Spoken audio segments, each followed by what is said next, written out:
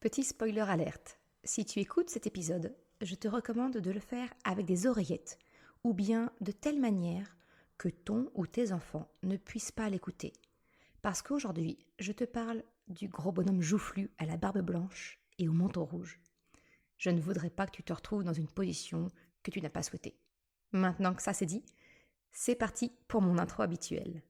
Dans cet épisode, je te partage mes 5 raisons pour lesquelles j'ai fait le choix de ne pas faire croire au Père Noël à mes enfants, afin de te donner des éléments pour faire ton choix de manière consciente et éclairée.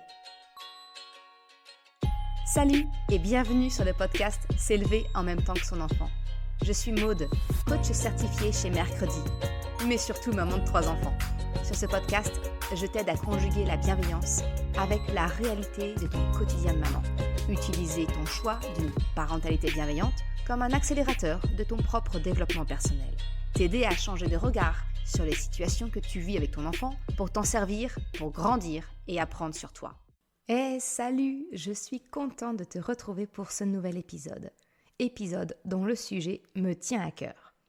Car si tu me suis depuis un petit moment, tu sais que mon dada, à travers ce podcast et mon site Mercredi, où je te partage les articles écrits des épisodes, c'est de t'aider à faire tes choix en matière de parentalité de manière consciente, éclairée, et non pas par automatisme ou reproduction de ce que tu as connu ou que tu vois autour de toi. Tu sais que j'ai à cœur de t'aider à déconstruire tes réflexes et autres automatismes pour t'en créer de nouveaux que tu choisis en pleine conscience en ayant pesé les avantages et les inconvénients.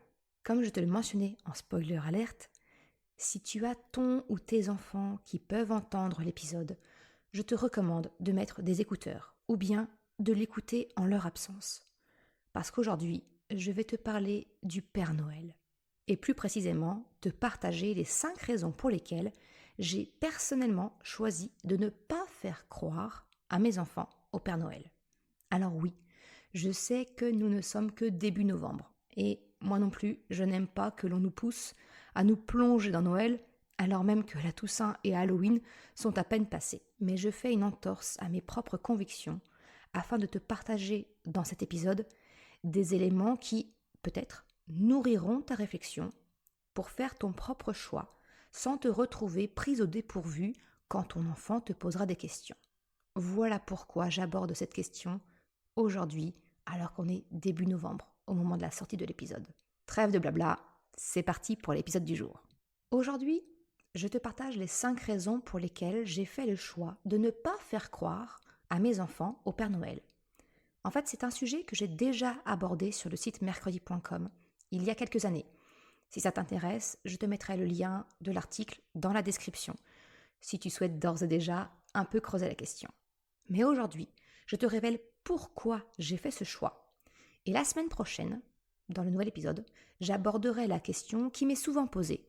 Mais alors, comment conserver la magie de Noël sans faire croire au Père Noël ? Alors avant de commencer, je tiens à t'informer que Noël a une grande place dans mon cœur. En fait, c'est ma fête préférée. Et il n'est pas du tout question pour moi de sacrifier ce bonheur de l'enfance à mes enfants. Mais d'un autre côté, j'ai également des valeurs qui me sont très chères et que je souhaite transmettre à mes enfants. Ces valeurs qui se traduisent dans les 5 raisons pour lesquelles j'ai fait le choix de ne pas leur faire croire au Père Noël et ce que je te partage aujourd'hui. Alors attention, mon but n'est pas de te faire culpabiliser ou de te convaincre. Si tu me connais, tu sais que c'est même tout l'inverse. Je vise plutôt la déculpabilisation. Mais je souhaite plutôt te partager cela afin de te permettre de faire ton choix, prendre tes décisions en pleine conscience, avec tous les éléments en main. Et après, c'est le choix de chacun. Et j'aurais tendance à dire que la valeur de tolérance est une des principales valeurs qui me tiennent à cœur. C'est la raison pour laquelle je parlerai beaucoup à la première personne dans cet épisode. Je te parlerai de moi. Je te partage mes raisons. Libre à toi de te les approprier ou non. Je ne suis pas là pour forcer qui que ce soit. Sur ce, attaquons la première raison pour laquelle j'ai fait ce choix. Comme tu le sais, la relation de coopération est pour moi essentielle avec les enfants. C'est d'ailleurs un des 12 premiers épisodes que j'ai publiés sur le podcast. L'épisode numéro 2 dans lequel je te partage les 3 raisons pour lesquelles je te conseille de choisir la relation de coopération. Eh bien, cette relation de coopération, elle est basée sur la confiance mutuelle. Je souhaite avoir confiance en mon enfant et je souhaite qu'il ait confiance en moi. C'est un des piliers de la parentalité selon moi. Alors la première raison pour laquelle j'ai décidé de ne pas faire croire au Père Noël à mes enfants, c'est pour la confiance. Il ne m'est pas concevable de prôner la vérité et la confiance 11 mois dans l'année et le mois de décembre arrivant, eh bien de mettre mes principes et mes convictions dans ma poche pour préserver la magie de Noël. Et sincèrement, tu verras, la magie, elle n'a pas du tout disparu avec le mythe du Père Noël. Les deux sont vraiment indépendants et peuvent vivre séparément. Ce que mes proches m'ont alors contre-argumenté, c'était que ce n'était pas vraiment un mensonge, le Père Noël. Il n'y a pas de mauvaise intention. C'est au contraire plutôt pour, entre guillemets, la bonne cause. Personnellement, en tant qu'adulte, je n'aime pas que l'on me cache des choses pour me protéger. C'est plutôt infantilisant, je trouve, de penser que je ne suis pas en mesure de comprendre ou de connaître quelque chose. Je ne fais donc pas de différence entre un mensonge avec un but, on va dire malveillant, qui va être de ne pas se faire prendre vis-à-vis d'une bêtise ou quoi que ce soit, et un mensonge avec un but plutôt bienveillant, protéger d'une nouvelle blessante ou bien entretenir un monde imaginaire avec le Père Noël. J'ai également entendu la comparaison avec les cachotteries qu'on peut faire dans le cadre d'une surprise. Là encore pour moi, ce n'est pas comparable.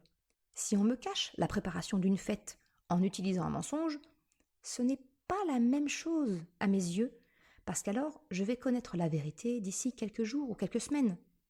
Ça n'a rien de comparable avec le fait de faire croire à un enfant pendant plusieurs années, généralement entre le moment où il est en mesure de comprendre ce que les cadeaux de Noël représentent, donc vers l'âge de 3 ans, et jusqu'à environ 5, 6 ans, voire même plus. Même si le but de faire rêver son enfant peut être louable, il n'y a pas de jugement là-dessus, personnellement, je ne suis pas prête à transiger sur ma valeur de confiance et de vérité. Il n'y a pas de bonnes intentions qui puissent le justifier à mes yeux.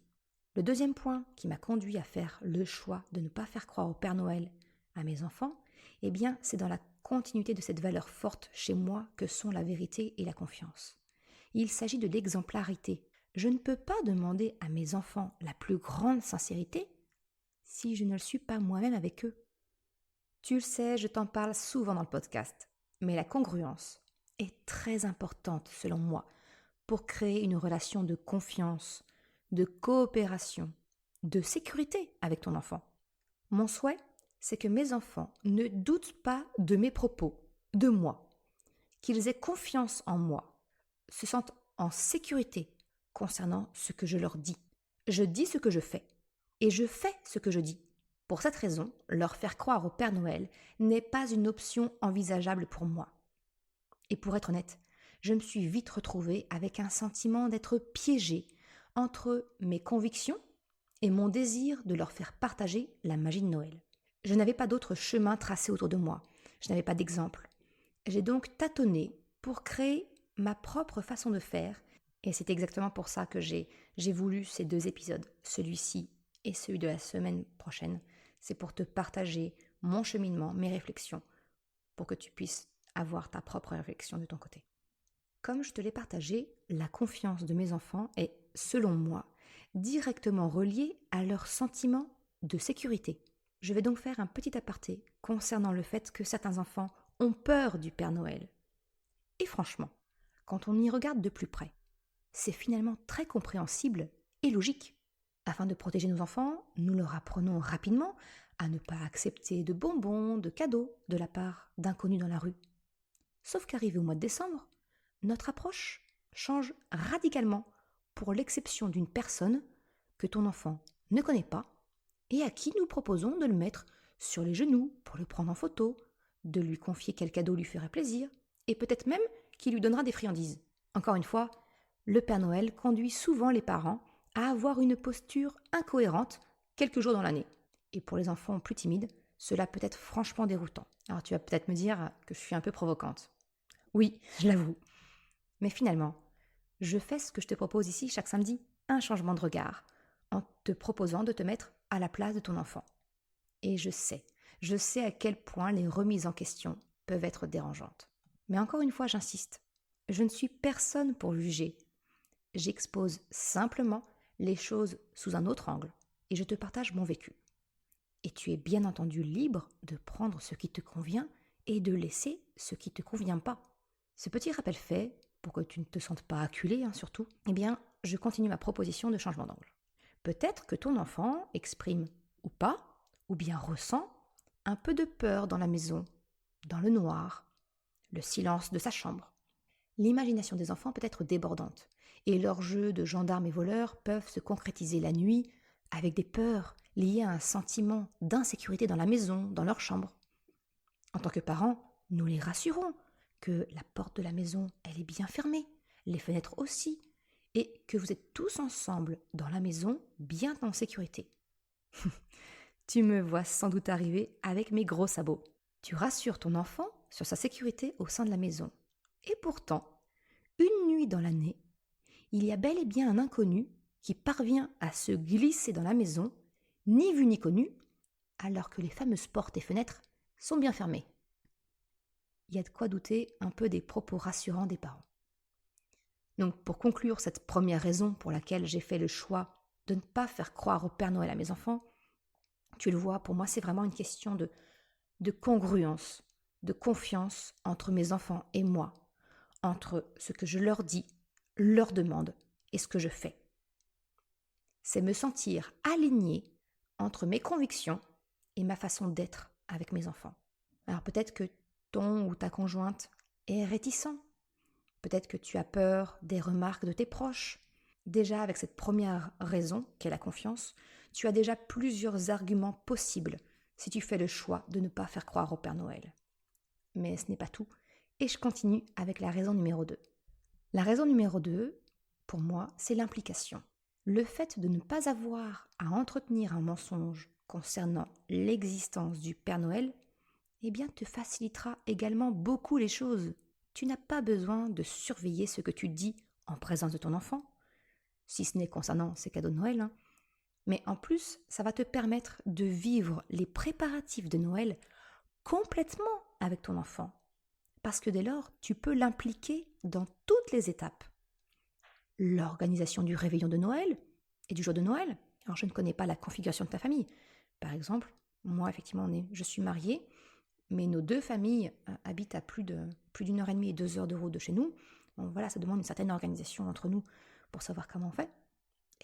Aujourd'hui, on peut en parler avec nos enfants, on peut leur demander ce qu'ils préféraient, on tient compte de leur avis. Ça peut être aussi de l'impliquer dans les décorations des cadeaux, de créer des étiquettes personnalisées, peut-être qu'il peut les dessiner, les colorier. Ça peut être le choix du papier cadeau ou du tissu, si comme moi, tu optes pour un Noël plutôt 0 déchet. Et à ce propos, je te mettrai le lien en description, mais j'avais écrit un article sur justement les options que nous avions pour avoir un Noël avec moins d'emballage. Un autre point dans lequel tu peux l'impliquer, c'est dans le choix des cadeaux des membres de la famille. Tu le sais, je t'en ai déjà parlé, mais l'implication de ton enfant, c'est un puissant moteur pour construire une relation de coopération avec lui, pour nourrir sa confiance en lui. Cela lui donne le sentiment, et réel, qu'il est grand, entre guillemets, qu'il compte et qu'il a voix au chapitre. Tu le comprends, ne pas faire croire au Père Noël à ton enfant te permet de vivre 100% de l'expérience de Noël avec lui. C'est donc 100% de cette fameuse magie que l'on peut craindre de perdre sans le mythe du Père Noël. La troisième raison est en lien direct avec mon choix d'une relation de coopération avec mes enfants. Tu le sais, je t'en parle constamment, mais j'ai choisi le modèle d'une parentalité basée sur la coopération avec mes enfants, en opposition au modèle plus classique basé sur la domination. Je t'en ai notamment parlé dans un de mes articles, ni sévère ni laxiste, pourquoi choisir la parentalité consciente. Cette troisième raison, c'est que je refuse d'utiliser le Père Noël et les cadeaux de Noël comme un moyen de pression, entre guillemets, sur mes enfants. Tu as sans doute déjà entendu autour de toi, ou peut-être même entendu toi quand tu étais enfant, des petites phrases du style « Si tu n'as pas été sage, le Père Noël le saura et il ne t'apportera pas de cadeau. » Cette petite phrase et toutes ses variantes ne sont rien de moins que du chantage. Ce n'est donc pas du tout une conséquence naturelle. Dans l'épisode 8 du podcast, je t'ai donné les clés pour comprendre la distinction entre une conséquence naturelle et une punition. Je te mettrai le lien en description si tu veux aller un petit peu plus loin. Si je découpe un petit peu cette notion du chantage lié au Père Noël, le premier point, c'est que finalement on donne un rôle négatif à un personnage positif. Je m'explique. Avant, nos parents avaient le mérite d'avoir une définition claire et précise du rôle du Père Noël. Celui d'un personnage bienveillant, positif, qui faisait plaisir en apportant des cadeaux. Cette distinction était claire parce qu'elle était corrélée à l'existence de son opposé, un personnage clairement pas sympathique, le Père Fouettard. Le Père Fouettard faisant peur, il a largement disparu au profit du Père Noël. Sauf que du coup, le mauvais rôle a également été transféré sur le Père Noël. Et aujourd'hui, notre petit bonhomme rouge, il cumule les deux casquettes.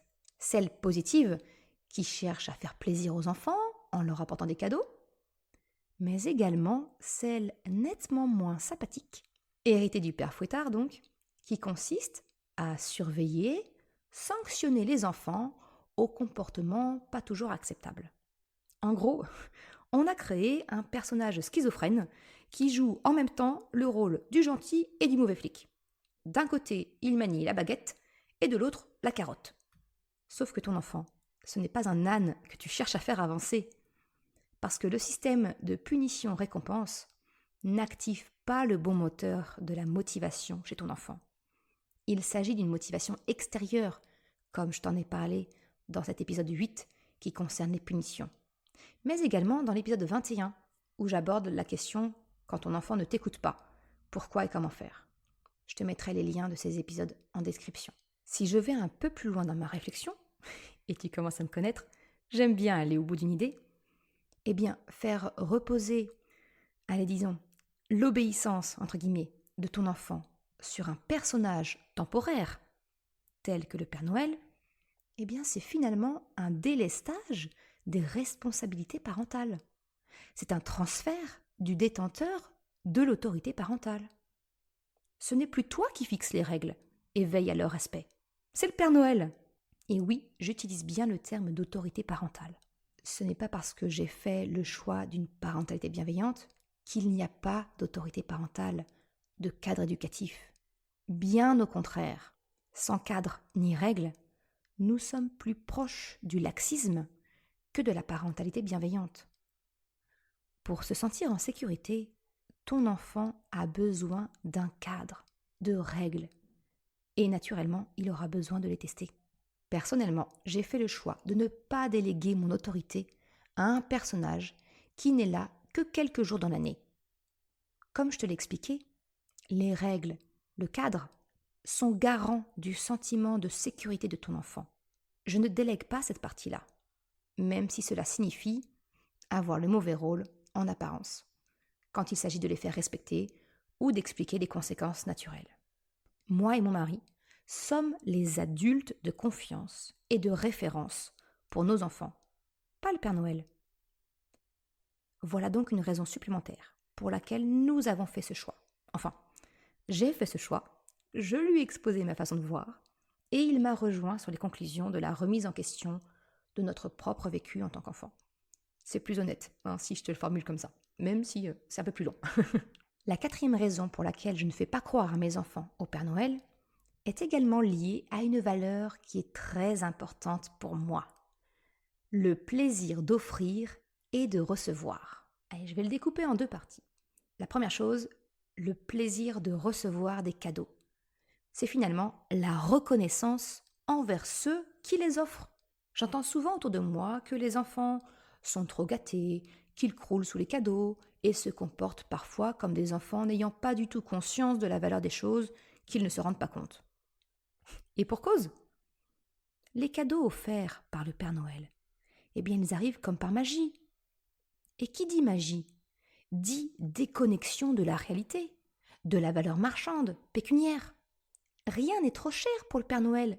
Il est magique. Ce sont ces lutins qui fabriquent les jouets commandés sur une liste de Noël qui a été postée. Il me semble injuste de reprocher aux enfants de ne pas se rendre compte, alors que nous avons sciemment décidé de relier les cadeaux à un personnage magique bien loin de la réalité économique de notre quotidien. Mes enfants, connaissant la réalité sur la provenance de leurs cadeaux, eh bien ils connaissent la réalité de notre quotidien. Par exemple, ils savent que leur papy et mamie, eh bien ils ont 4 petits-enfants et que donc naturellement, leur compte ne leur permet pas de dépenser sans compter pour eux individuellement. Exactement de la même manière que ton enfant a conscience de cette réalité pour ses cadeaux d'anniversaire. Ne pas faire croire au Père Noël permet, selon moi, d'éviter ce quiproquo, ce malentendu inconscient sur les cadeaux. L'autre élément bénéfique à mes yeux, c'est que mes enfants ont conscience de qui leur offre tel ou tel cadeau. L'intention de la personne qui offre le cadeau ne leur est pas inconnue, bien au contraire.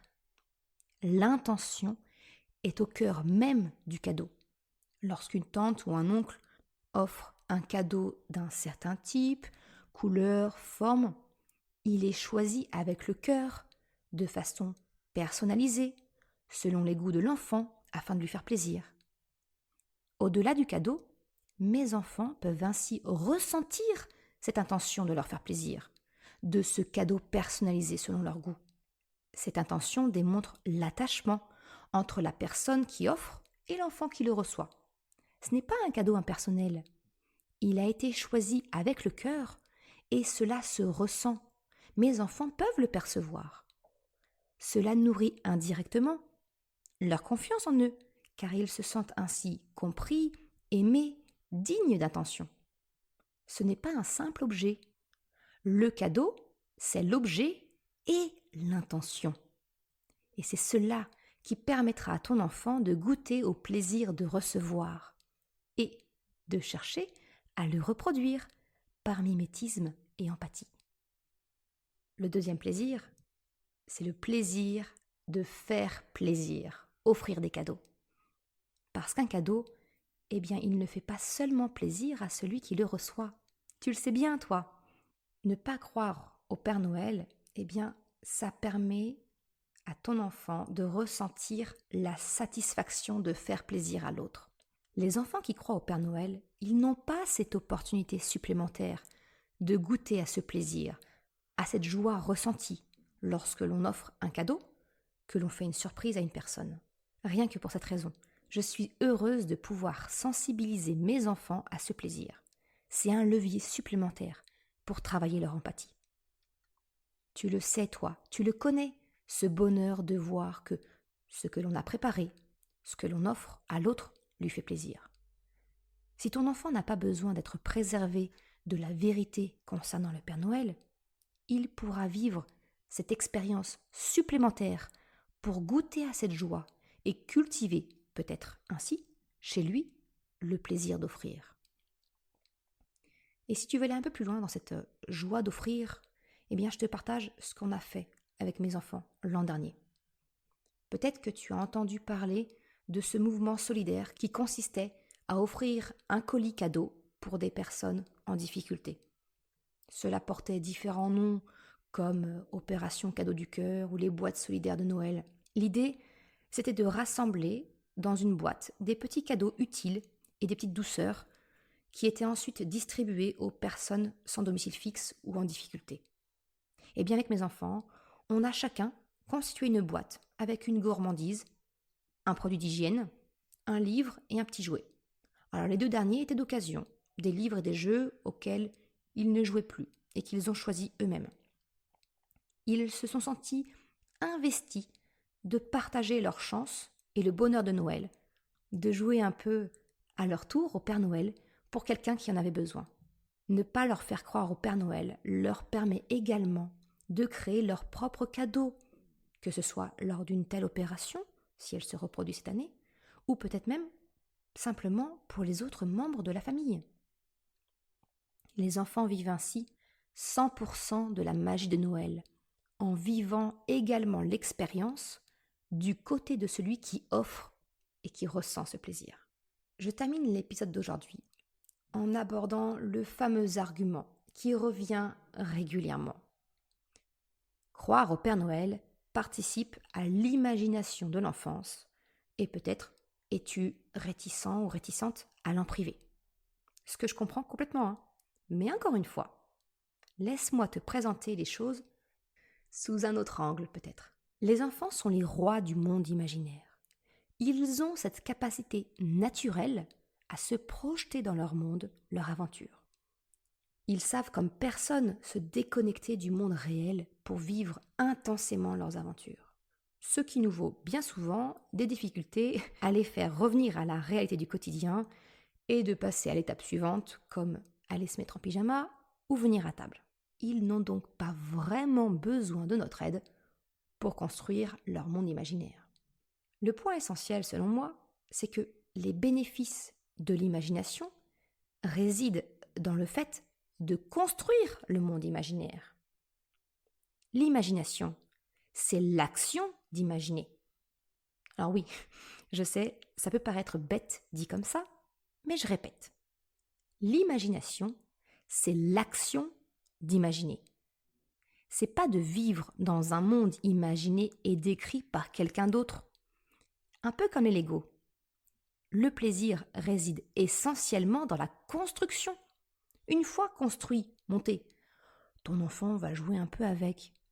Et puis, soit vite le délaisser ou bien le démonter pour construire quelque chose d'autre. Parce que finalement, ce qui l'intéresse, c'est la construction.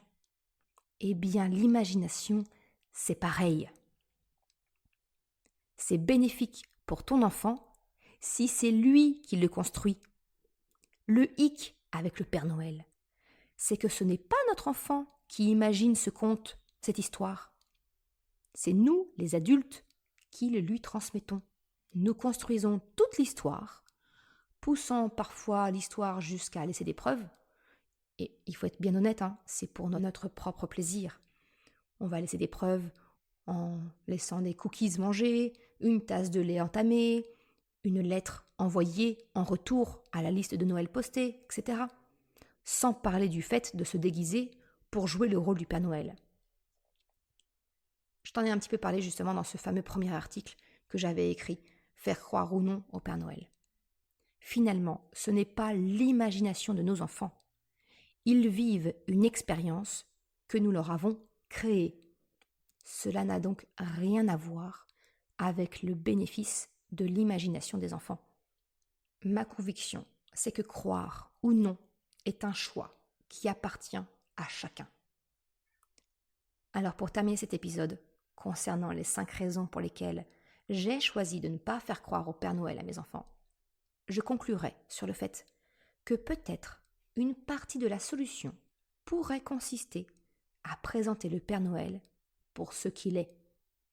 Un joli personnage d'une histoire, d'un conte, et de laisser l'imagination de ton enfant prendre le relais s'il le souhaite, sans pour autant l'orienter. Si ton enfant te pose la question, tu peux la lui retourner en lui demandant ce que lui, il en pense. Croire ou non à quelque chose, c'est le propre de chacun. C'est notre liberté de penser, notre libre arbitre. Je n'ai pas du tout parlé de Noël sous l'angle de la religion, tu l'auras remarqué. Mais pourtant, je vais me risquer à un petit parallèle. Je pense que, comme toute personne bienveillante, ouverte d'esprit, il ne te viendrait pas à l'idée de remettre en cause les croyances religieuses d'une autre personne. Il y a des personnes qui croient en un Dieu particulier, ils lui donnent différents noms, et puis il y a d'autres personnes qui ne croient pas en l'existence de Dieu. La tolérance, c'est d'accepter cette diversité de pensée. Et si nous nous autorisions cette même liberté de pensée concernant le Père Noël? Et si tu acceptais de laisser le choix de croire ou non à ton enfant? Je te laisse aujourd'hui avec ces éléments, mes 5 raisons, des questions peut-être. Et je reviendrai la semaine prochaine pour t'expliquer plus en détail comment la magie de Noël, elle existe au sein de mon foyer, malgré l'absence de croyances concernant l'existence du Père Noël. Et comment nous gérons cette différence auprès de nos proches et des camarades de nos enfants. Je te remercie d'avoir écouté cet épisode jusqu'à la fin. Tu retrouveras, comme d'habitude, une retranscription sur le site mercredi.com. Si tu as aimé cet épisode, s'il t'a été utile, je t'invite à le partager, à en parler autour de toi, ou si le cœur t'en dit, de me laisser une note 5 étoiles sur Apple Podcast. Cela me permet de faire connaître le podcast et m'encourage à progresser. Un grand merci à celles et ceux qui prendront le temps de le faire. Je sais que d'autres plateformes ne permettent pas toujours de me laisser effectivement une note ou un commentaire. Alors, sens-toi libre de me faire part de tes retours, de tes commentaires, en me contactant directement soit par mail dans la section contact du site, ou même directement en message privé sur Instagram. Je te souhaite une excellente journée, après-midi, soirée, quel que soit le moment où tu écoutes, et je te dis à la semaine prochaine pour un nouvel épisode. Ciao!